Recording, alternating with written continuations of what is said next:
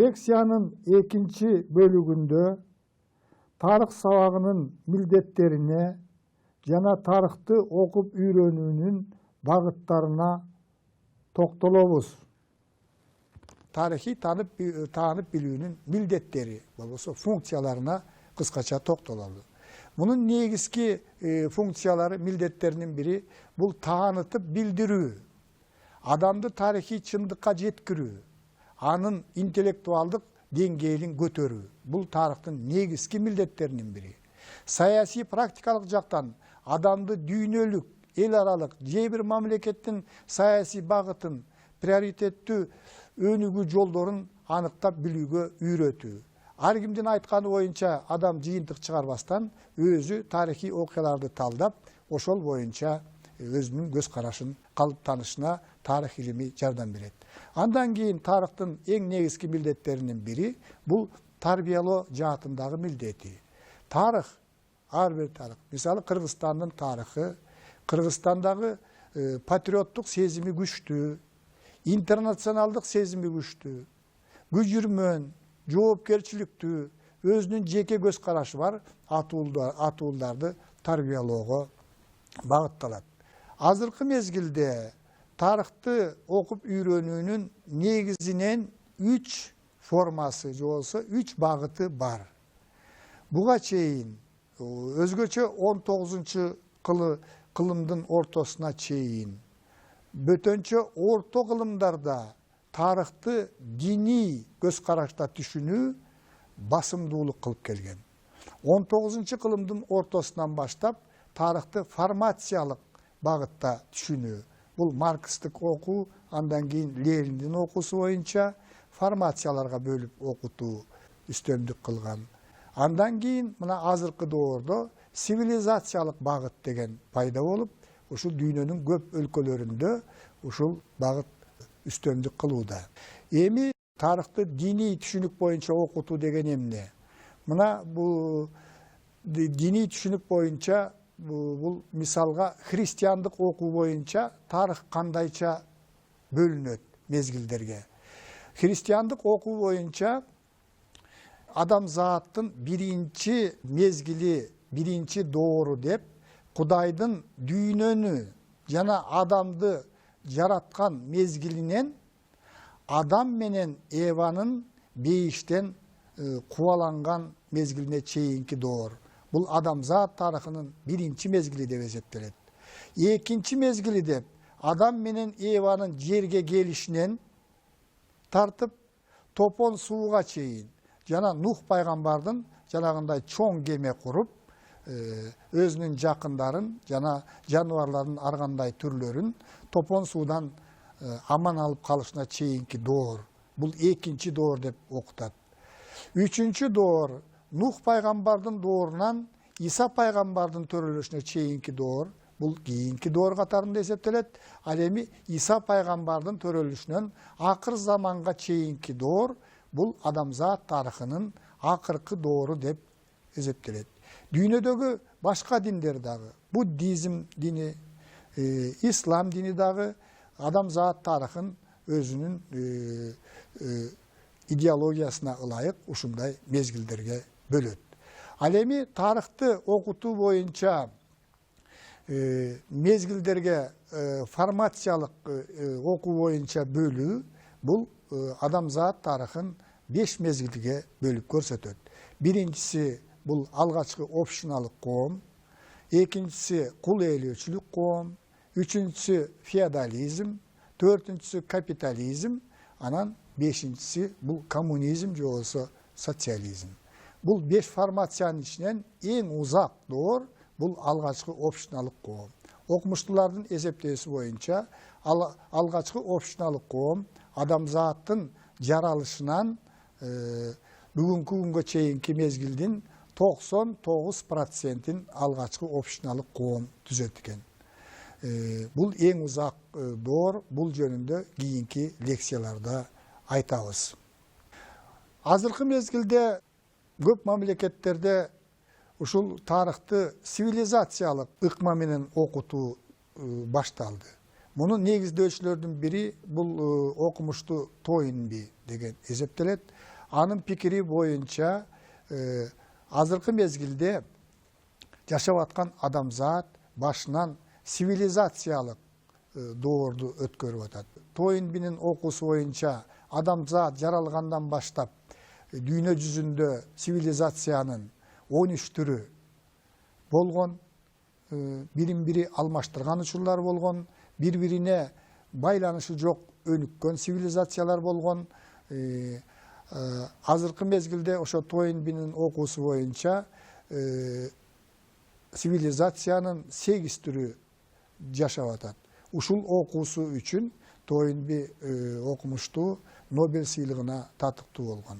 Sivilizasiyanın azırkı mezgilde oku kitaplarında negizki 4 türü yazılıp okuçularga, studentlerge okutulup geliydi. Bu birinci türü tarihi birikmeler. Tarihi türde adamlar uruklarga biriget, uruularga biriget, uruular sayızlarga biriget. Buna uşular tarihi birikmeler bu sivilizasiyanın birinci forması dep eseptilet.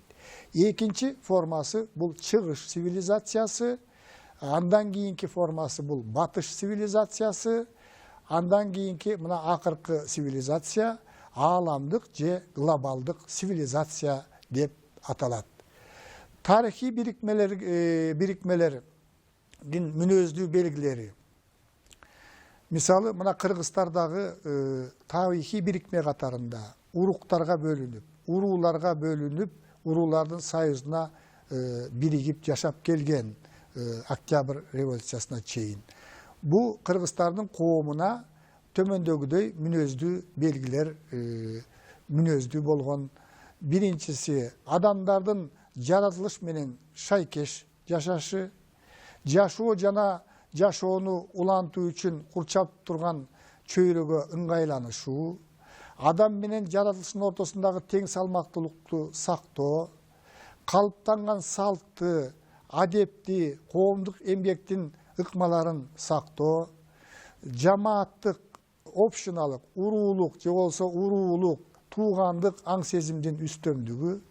Бул тарихи бирикмелер негизинен көпчүлүгү göçmen жана жарым göçmen турмушта жашашкан. Руханий чөйрөдө жаратылыштын күчтөрүн даңазалаган чыгармалар, уламыштар, мистикалык ойлор, мифология басымдуулук кылган. Андан кийинки чоң цивилизация бул чыгыш цивилизациясы, чыгыш өлкөлөрүндө биздин заманга чейинки 3-миңжылдыкта байыркы чыгышта, байыркы Индияда, байыркы Кытайда пайда болгон цивилизация. Мунун münözlü belgileri, bu içine tarihi birikmelerinin münözlü belgilerine biraz okşaşıp etet. Negizki münözlü belgisi bu salttуулuk, taqtab aytkanda жашоонун kalıptanıp kalgan türlerin saktoogo jana өркүндөтүүгө аракеттенүү. Жашоо турмуштун салыштырмалуу жайбаракат өнүгүшү. Андан кийинки белгиси жаратылыштын, диний ишенимдердин, каада салттардын talaplarına, erecelerine moyun sunu. Andan keyinki belgi koomduk turmuşta jeke kızıkçılıktan cemaatlık kızıkçılıkты jogorу koyu. Sayasi turmuşta bul mamleketlik biyliktin totalitardık despotluk ыкмада жүргүзүлүшү, eldin oşondoy totalitardık despotluk ыкмага moyun sunuşu. Ekonomikalık çöyrödö cemaatlık jana mamleketlik mençiktin üstөмдүгү adamlardı majburlap işletүү jana başkarуу üstөмдүк kılat. Batış sivilizasiyasına kanday münözlü belgiler var. Bul sivilizasiya Evropada jana Tündük Amerikada kalıptangan. Münözlü belgileri koomduk turmuşta salıştırmalуу tez önügü, жаңычылдыкка умтулуу. Ekinci negizki belgisi adamdardын özümçüldükö, jeke жашоого умтулуусу. Andan kийинки belgisi жаңы нерселерди ойлоп табууга, илимий техникалык прогресске умтулуу. Коомдук турмуштун баардык тармактарында, саясатта, экономикада, социалдык жана маданий чөйрөдө демократиянын принциптерин орнотууга умтулуу. Эркиндиктин, теңдиктин, толеранттуулуктун идеалдарына жетишүүгө аракет кылуу. Азыркы мезгилде глобалдуу болбосо ааламдык цивилизация деген түшүнүк пайда болуп өнүгүүдө. Бул түшүнүк өткөн кылымдын орто ченинде пайда болгон. Французча глобал жалпы дегенди түшүндүрөт, латынча глобус жер шары дегенди түшүндүрөт. Азыркы мезгилдеги ааламдашуу процессине дүйнөнүн бүтүндүгү, бирдиктүү цивилизациянын калыптанышы мүнөздүү болуп калды. Глобалдуу цивилизациянын калыптанышына өбөлгө болгон факторлор төмөнкүлөр. Биринчиден, коомдук турмуштун интернационалдык мүнөздө өнүгүшү.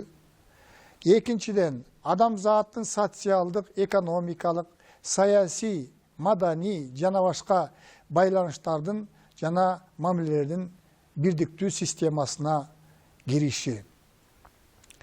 Жер планетасында социалдык, экономикалык, маданий турмуштун, билимдин, диний ишенимдердин, баалуулуктар менен терс көнүштөрдүн бардык формаларынын жайылышы, коомдук эмгектин, саясий институттардын, эл аралык уюмдардын, маалымат, транспорт каражаттарынын дүйнөлүк системасынын калыптанышы, ар бир элдин коомдогу жетишкендиктеринин, маданиятынын, менталитетинин өзгөчөлүктөрүн сактоо аркылуу прогрессивдүү тажрыйбаларды өздөштүрүүгө багыт алуу.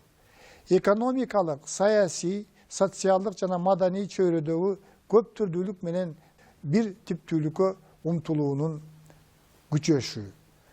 Ушул сыяктуу процесстер ушу ааламдашуу же болбосо азыркы мезгилдеги глобалдык цивилизацияга мүнөздүү болуп калды. Жыйынтыктап айтканда, азыркы мезгилде ааламдашуу процесси күч алууда.